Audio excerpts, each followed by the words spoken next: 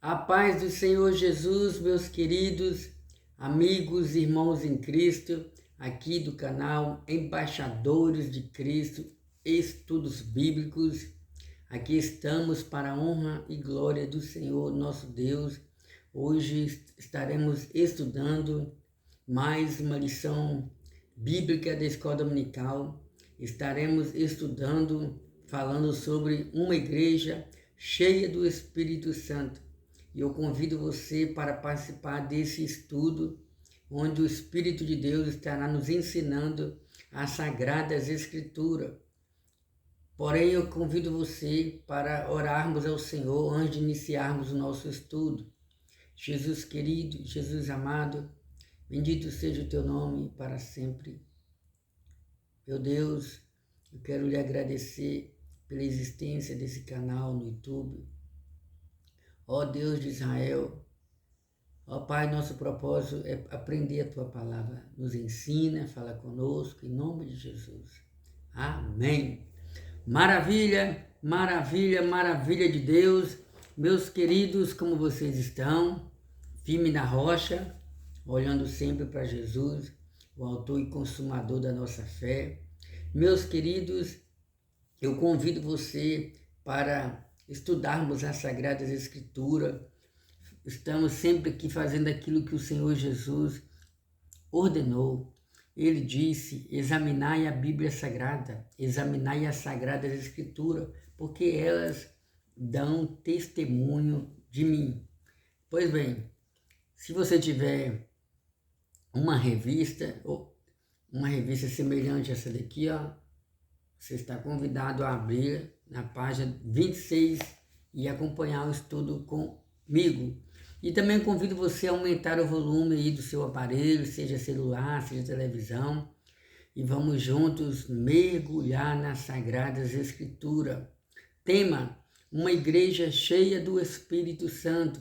Lembrando a você que nesse trimestre, nesse terceiro trimestre de 2025, estamos estudando sobre o livro de Atos dos Apóstolos, o início da igreja cristã, o início da igreja primitiva.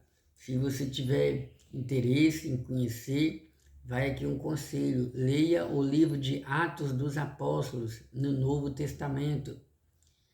Texto áureo de hoje.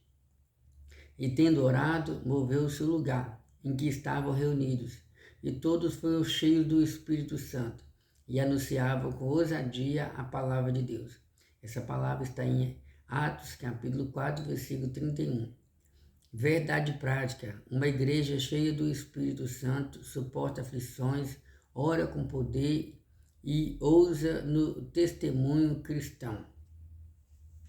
Leitura bíblica em classe, ou seja, nós iremos ler a passagem bíblica, a qual nós iremos usar para basear, comentar sobre o tema de hoje.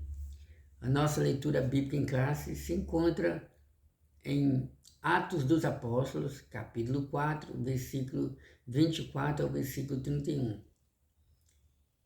E, ouvindo eles isto, unânimes levantaram a voz a Deus e disseram: Senhor, Tu és o Deus que fizestes o céu e a terra e o mar e tudo que neles há, que disseste pela boca de Davi, teu servo, porque bramaram os gentios e os povos pensaram coisas vãs.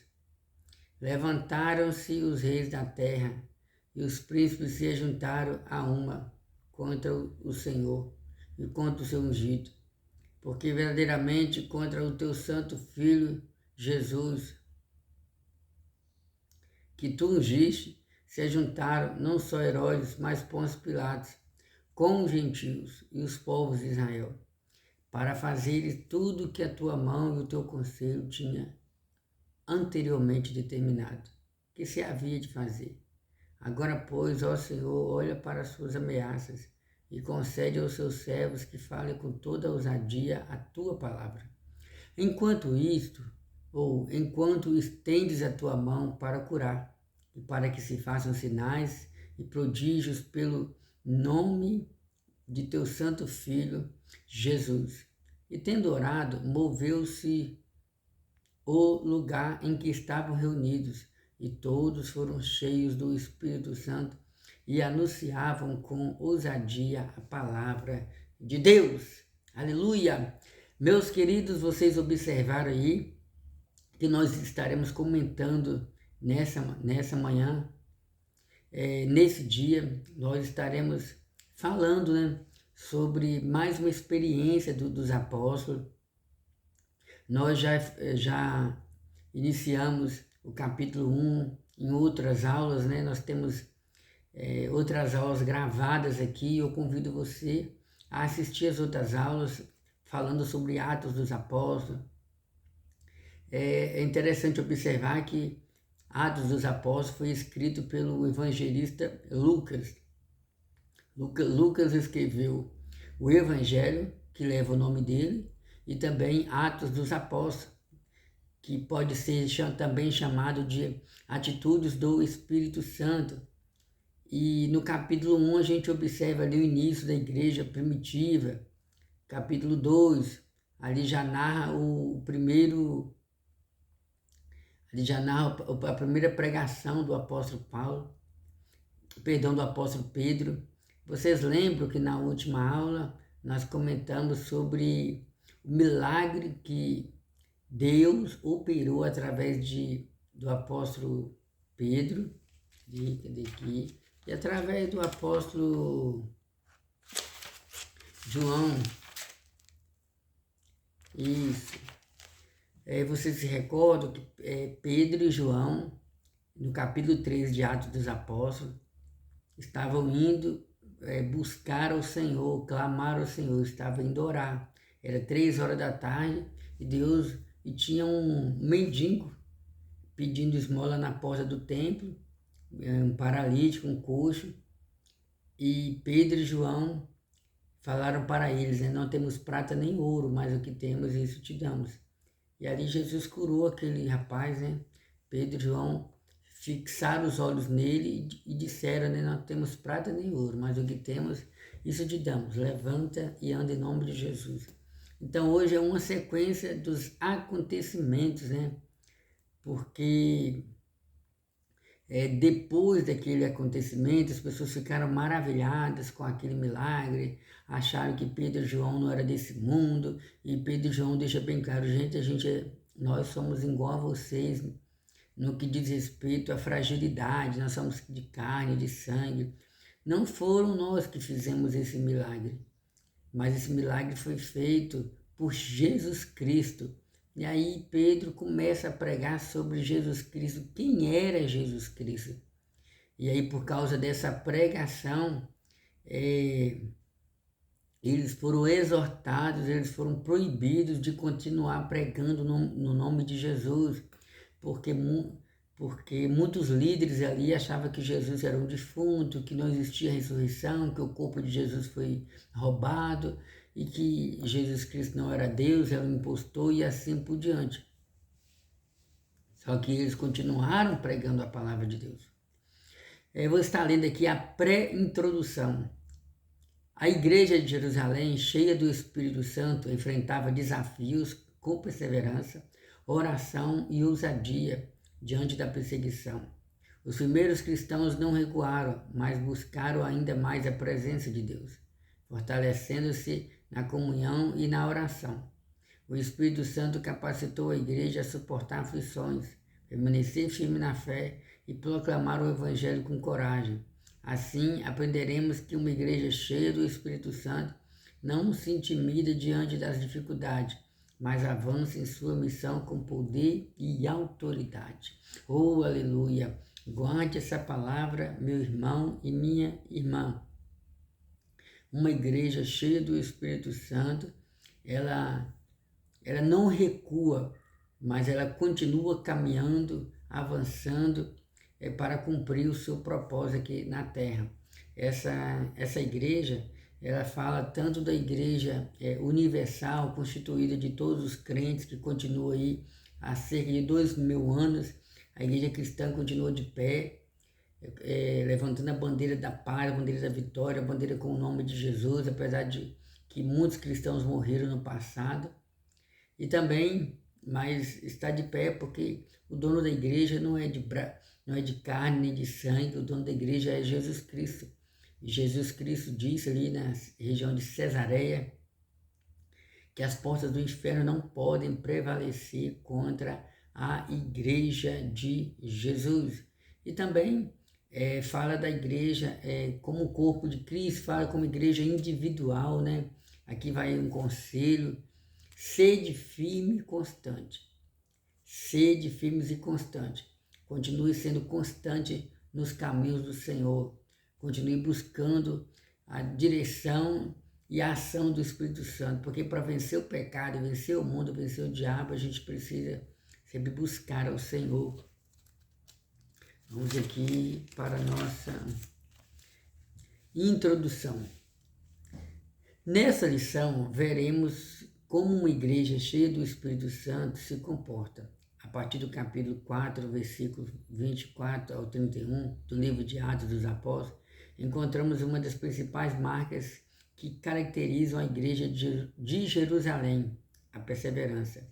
Uma igreja perseverante é capacitada para dar testemunho de sua fé, mesmo que em meio ao fogo da provação. 1 Pedro capítulo 4, versículo 12. Essa igreja suporta as provações porque é cheia do Espírito Santo. Por causa do Evangelho, ela renuncia a seu próprio bem-estar e não aceita ficar na zona de conforto. Na verdade, sem a capacitação do Espírito, o corpo de Cristo não suporta as provas para cumprir sua missão no mundo. Outra marca, uma igreja cheia do Espírito Santo e sua capacidade de orar com poder e por isso impactar o mundo ao seu redor. Essa oração fortalece a igreja, capacita a dar testemunho de maneira eficaz. Da mesma forma, uma igreja cheia do Espírito Santo é marcada pela ousadia para proclamar o Evangelho com poder e por isso se tornar relevante para o mundo. Amém. Então, meus amados irmãos, a igreja de Jerusalém, uma igreja que nasceu debaixo do poder de Deus. A Bíblia deixa bem claro que a igreja de Jerusalém ela foi a primeira igreja. Ela é conhecida como igreja mãe. A Bíblia, em Atos dos Apóstolos, Lucas fala sobre a igreja de Jerusalém. Lucas fala sobre a igreja em Antioquia. Lucas fala sobre a igreja que nasceu na cidade de Coríntios. Lucas fala sobre a igreja que nasceu em Filipe através de Lídia. Lucas fala sobre a igreja que nasceu em Samaria. Lucas fala sobre a igreja que nasceu em Roma. Então, Lucas fala sobre várias igrejas que nasceram ali no primeiro século em lugares diferentes. Lembrando que eu não estou me referindo à igreja no sentido que nós conhecemos hoje. Hoje, igreja para nós é um ponto comercial onde coloca seu nome igreja cristã, cadeiras, aparelhagem de som, aí as pessoas passam e já sabem que ali tem uma igreja cristã. Porém, no primeiro século, há 2000 anos atrás, era algo totalmente diferente de hoje. A igreja, quando a gente fala de igreja, a gente está se referindo a um grupo de irmãos que se reuniam nas suas casas, se reuniam nas suas residências, e que não eram casas como nos dias de hoje. E os irmãos utilizavam lamparina, porque não tinha energia. Existia todo um contexto, né, diferente dos dias de hoje. Mas eu quero destacar aqui, entre todas as igrejas que Lucas cita no livro de Atos dos Apóstolos, a igreja de Jerusalém ela recebe uma atenção a mais.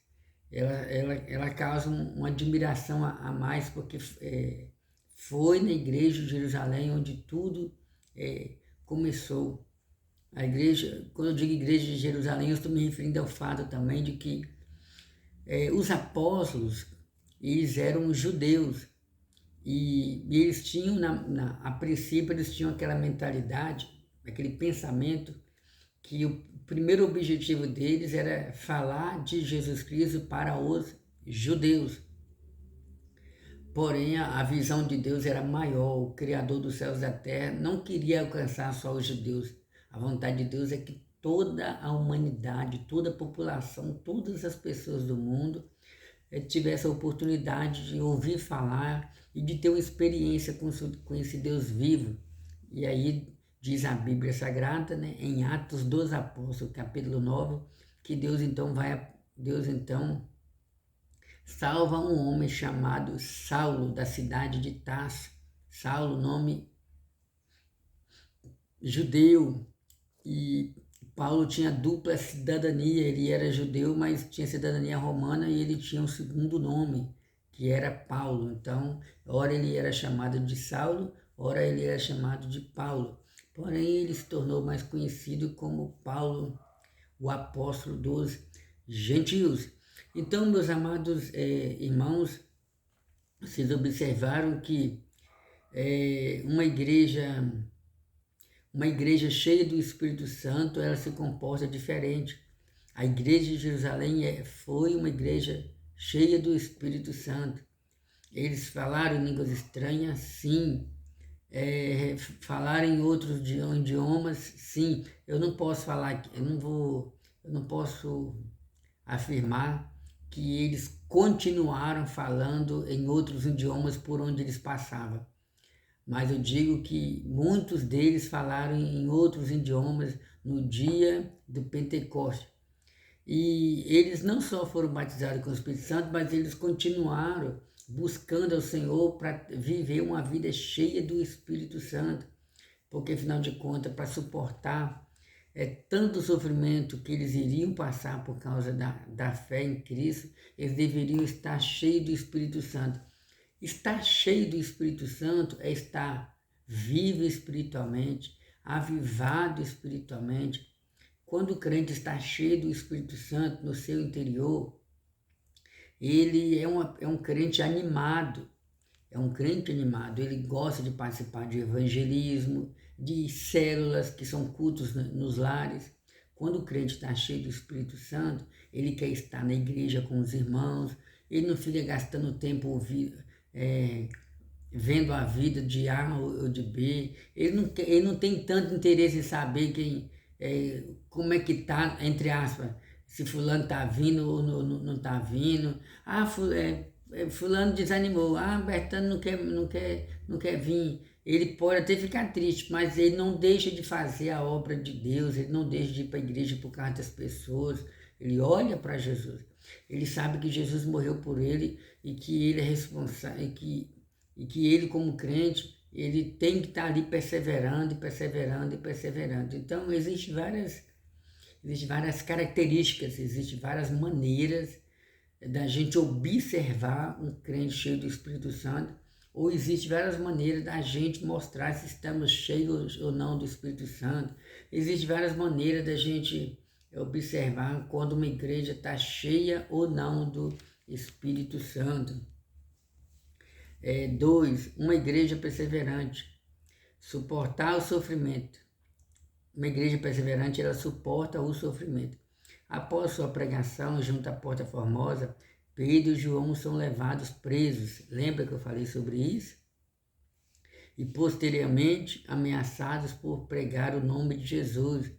Ou seja, eles foram presos e foram proibidos. Olha, é como se as autoridades daquela época determinassem para eles: nós determinamos que vocês parem de falar no nome de Jesus. Vocês estão causando muito tumulto aqui. Parem de falar no nome desse Jesus. Aí Pedro e João responderam para eles, né? Julgai-vos entre vós, se devemos obedecer a Deus ou obedecer aos homens, porque nós não podemos deixar de falar daquilo que temos visto e ouvido. Irmãos, eu não estou me referindo a um acontecimento qualquer. Eu quero que vocês entendam que os apóstolos, Pedro e João, eles falaram essas palavras diante da possibilidade até de serem mortos.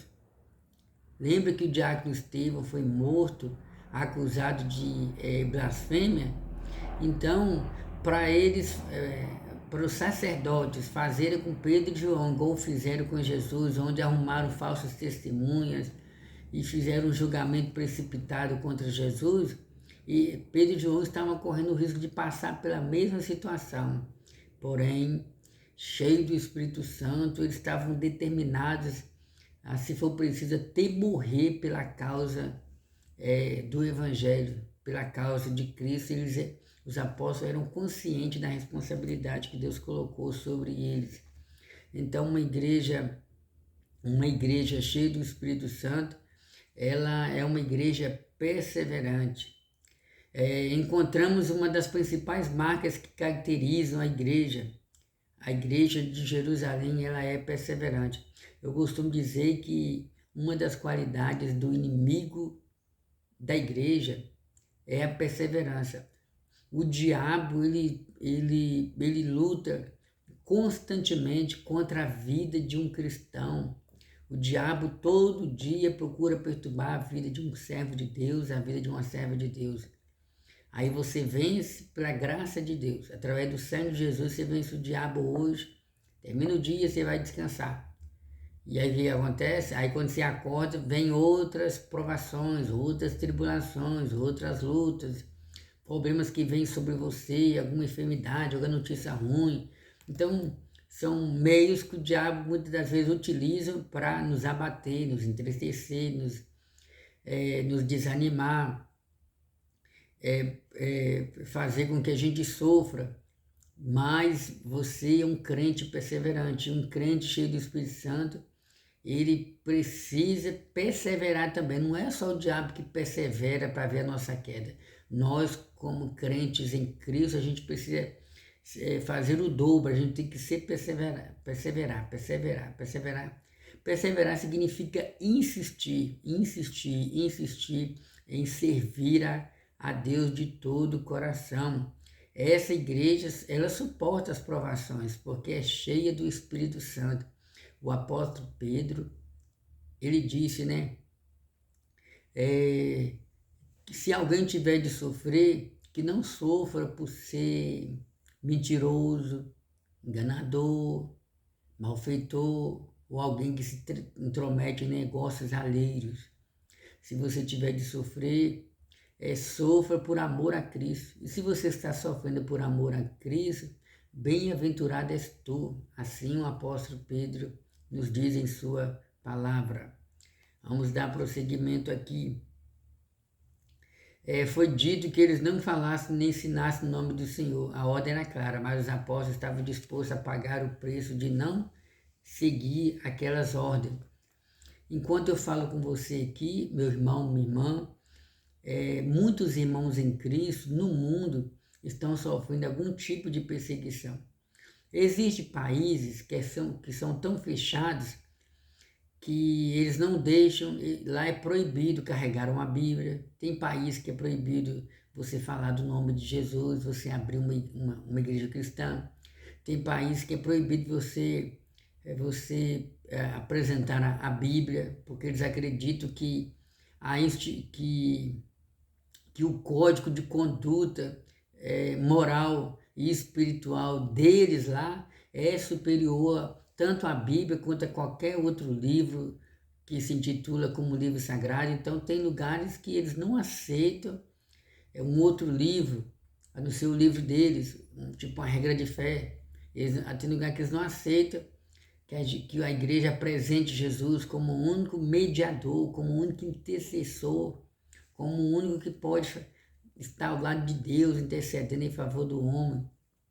E o que acontece? Muitos crentes são perseguidos, maltratados, apanham, são amarrados em postes, são queimados, já foram crucificados no passado.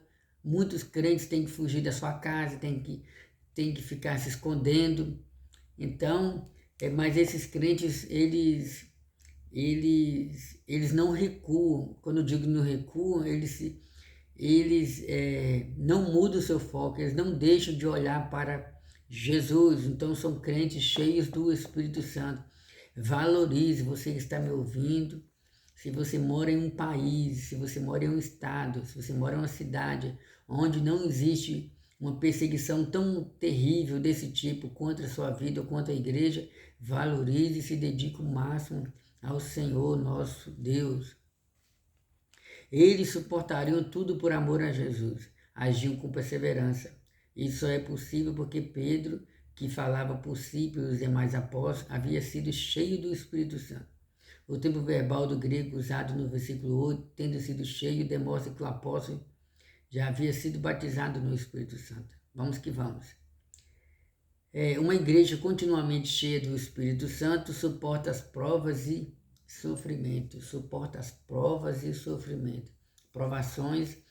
Sempre existiu provação sobre o povo de Deus.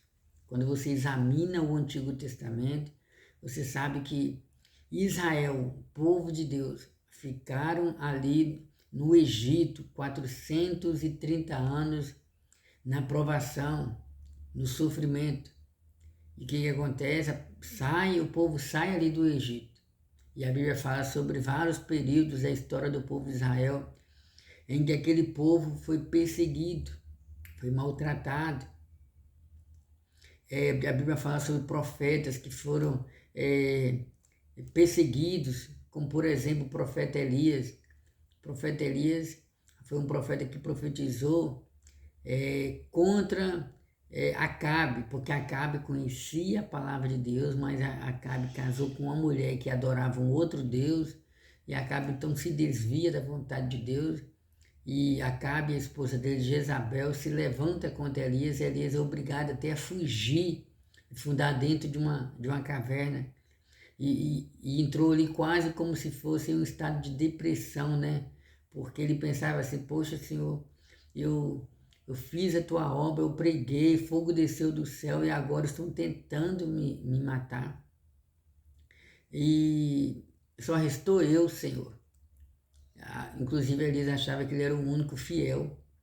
Foi um momento de aflição, né? Que veio na alma de Elias. E Deus fala com Elias, Elias, eu reservei para mim 7.000 varões que não se dobraram diante de Baal. E a Bíblia fala sobre outros personagens, como por exemplo, Jeremias, que foi lançado no poço de lama, foi lançado numa prisão. A Bíblia fala sobre o profeta Ezequiel, que profetizou sobre a morte da sua própria esposa, né? Deus falou com ele que a esposa dele iria morrer, como de fato ela morreu. Então, várias aflições. Tem Daniel, os 3 amigos de Daniel, né? Sadraque, Mesaque e Abednego, nomes babilônicos, né? Eles foram lançados na fornalha de fogo, literalmente na fornalha de fogo. Essa passagem está registrada em Daniel capítulo 3. Então, esses e outros personagens do Antigo Testamento, irmãos do Antigo Testamento, eles passaram por provações e por sofrimento. Quando você estuda quando você lê o Novo Testamento, você percebe que os irmãos também ali do passado, da igreja primitiva, eles também passaram por sofrimento, suportaram, né? Diz a Bíblia que Paulo e Barnabé, teve uma vez que eles apanharam tanto por causa da palavra de Deus, que eles ficaram quase que mortos, tipo desmaiados, tiveram que ser arrastados da cidade. Em outra passagem, a Bíblia fala que em Atos dos Apóstolos, parece que é capítulo 16, Paulo e Silas foram lançados na prisão por causa da libertação de uma mulher que tinha um espírito de adivinhação. E Paulo e Silas injustamente foram lançados na cadeia. A Bíblia fala também sobre o naufrágio do apóstolo Paulo. Paulo foi levado para ser julgado em Roma. Então tudo isso, irmão, fala de aflição, fala de lágrima, fala de dor, fala de sofrimento. Mas em momento algum a gente observa que que eles recuaram, pelo contrário, né? Eles continuaram olhando para Jesus. Veio desânimo por um momento? É normal, irmão. Por um momento você pensar assim, será que vale a pena? E agora o que eu vou fazer? Eu continuo sendo apenas um cristão e fico na minha casa ou eu continuo fazendo a obra de Deus? Porque uma coisa é ser um cristão. Isso aí é um dever nós temos que nos esforçar para continuar servindo a Deus. Uma outra coisa é fazer a obra de Deus. Então, eles sofreram ali por amor a Cristo, mas não recuaram. Não negocia seus valores. Eu já estou aqui, irmão, no primeiro ponto, e agora vou comentar o segundo subponto. Uma igreja cheia do Espírito Santo não negocia os seus valores.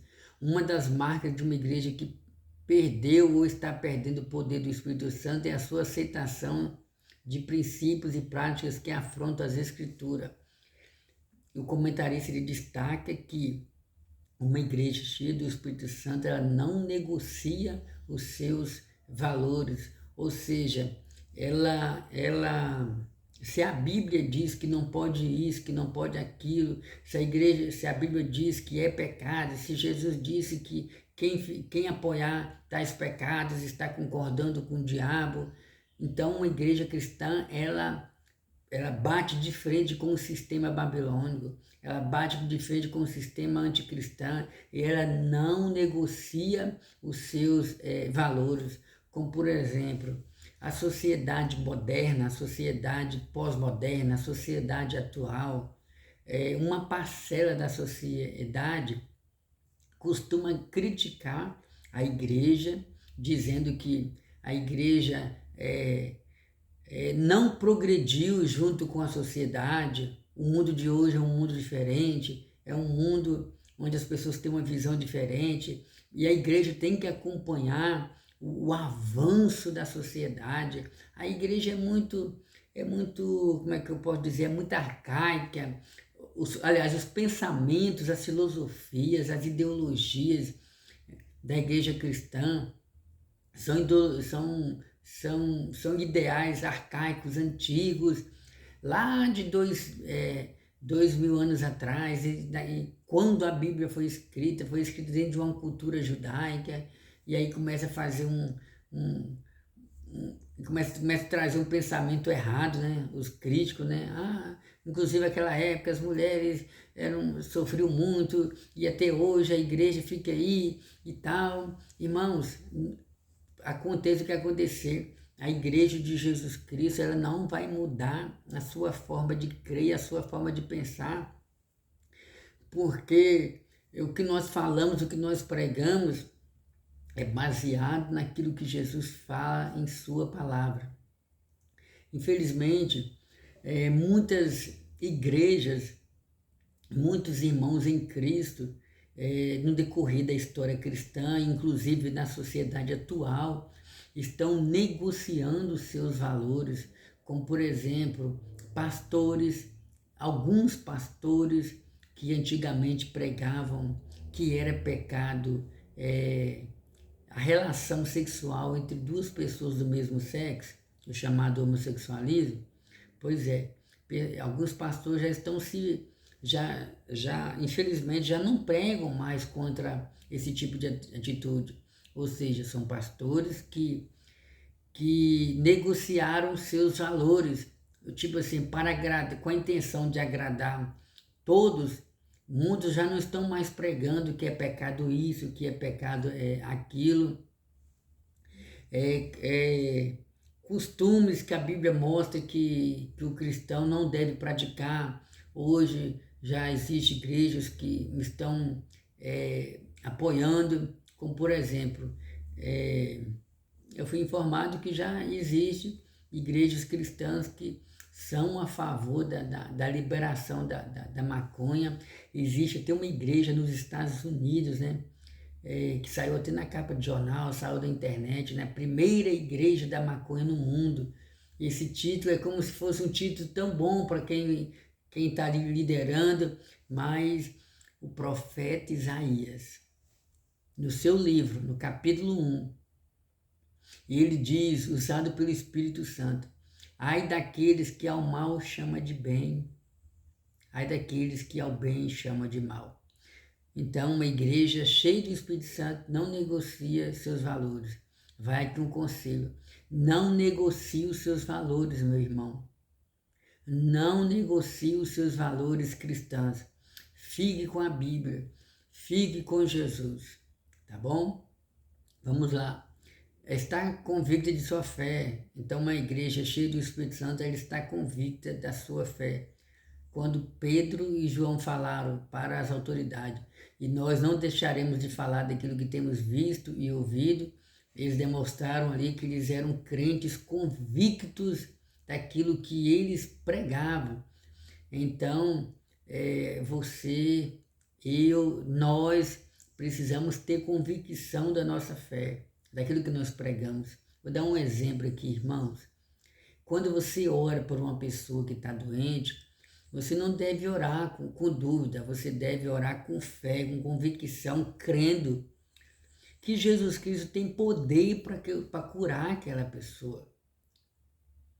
Essa aí é uma igreja cheia do Espírito Santo que tem convicção daquilo que ele prega. E, por outro lado, tem pessoas que oram, mas será que Jesus mesmo tem poder para curar essa pessoa? Então quem pensa assim não está convicto. Vou dar um outro exemplo. Chegou a ter meu conhecimento que existe irmãos em Cristo que não estão acreditando mais que Jesus vai voltar. Da mesma forma que chegou a ter meu conhecimento que dentro do judaísmo, que é a terceira principal religião do mundo, acompanhada aí do islamismo e do cristianismo, dentro do judaísmo, dentro dessa religião, existem vários segmentos, ou seja, existem aqueles judeus intitulados de judeus ortodoxos, que são aqueles judeus que têm a preocupação de estar sempre lendo as escrituras, crendo que o Messias ainda vai vir, na visão deles. Existem outros judeus que não são judeus ortodoxos, não é aquele judeu assim, bem fervoroso, bem religioso, que se preocupa mesmo em estar sempre estudando as escrituras. Tem outros grupos, eu soube que tem outros grupos de judeus que nem acreditam mais que o Messias vai voltar. Então, dentro do cristianismo, infelizmente, existe esse tipo existe raciocínios também anticristãos, como por exemplo, tem irmãos em Cristo que não acredita mais que Jesus Cristo vai vir buscar a tua igreja. Mas certa vez eu ouvi um pastor dando um testemunho que ele foi convidado para pregar em uma igreja, me parece que foi fora do Brasil. E quando chegou lá, quem convidou ele disse para ele: olha, pastor, quando você tiver a oportunidade de pregar, pregue sobre qualquer coisa. Pregue sobre avivamento, pregue sobre o Espírito Santo, pregue sobre cura divina, pregue sobre prosperidade, mas não gaste seu tempo pregando sobre a volta de Jesus, porque os irmãos aqui não acreditam mais que Jesus vai voltar. Olha que tristeza, né, irmãos? Então, esse grupo de irmãos, eles se enquadram aqui dentro desse pensamento, né, do comentarista, baseado em Atos dos Apóstolos. Pedro e João tinham convicção da sua fé, ou seja, tinham convicção daquilo que eles pregavam. Então, a partir do momento que a pessoa deixa de crer que Jesus vai voltar, irmão, já é um perigo, porque a volta de Jesus é uma das principais doutrinas da Bíblia Sagrada. Você pode observar que, vou dar um exemplo aqui, sobre a vinda de Jesus, a gente sabe que existem vários grupos de irmãos que interpretam de maneira diferente um do outro. Como, por exemplo, existem os irmãos em Cristo que acreditam que Jesus Cristo vai voltar, que a igreja não vai passar pela tribulação, os pré-tribulacionistas.